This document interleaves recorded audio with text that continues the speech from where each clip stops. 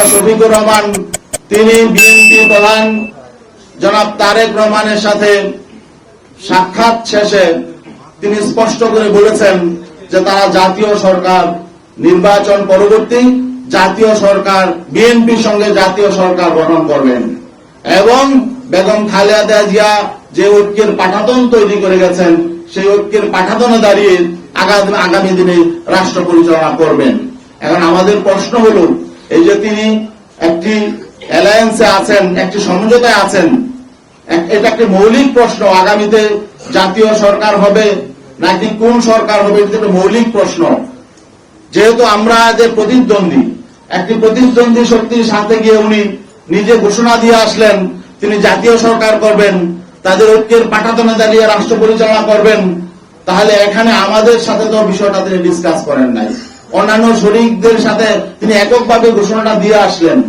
এখন আমাদের শঙ্কা হলো যে এখানে নির্বাচনের আগে যেহেতু একটা সমঝোতা সমন্বয় প্রতিদ্বন্দ্বী দলের সাথে হয়ে যাচ্ছে, তাহলে নির্বাচনটা আসলে পাতানো নির্বাচন হবে কিনা, এটা কি ইলেকশন হবে নাকি সিলেকশন হবে, এই শঙ্কাটাও আমাদের সামনে চলে এসেছে।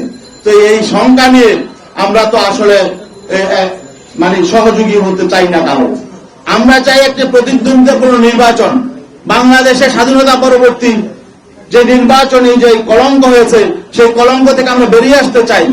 আর আমরা এমন সমঝোতার নির্বাচন, নিজেদের মধ্যে ভাগাভাগির নির্বাচন এবং সিলেকশনের নির্বাচন এটা আমরা চাই নাই, মানুষ এটা চায় না, কিন্তু আমরা সেই আশঙ্কা করছি।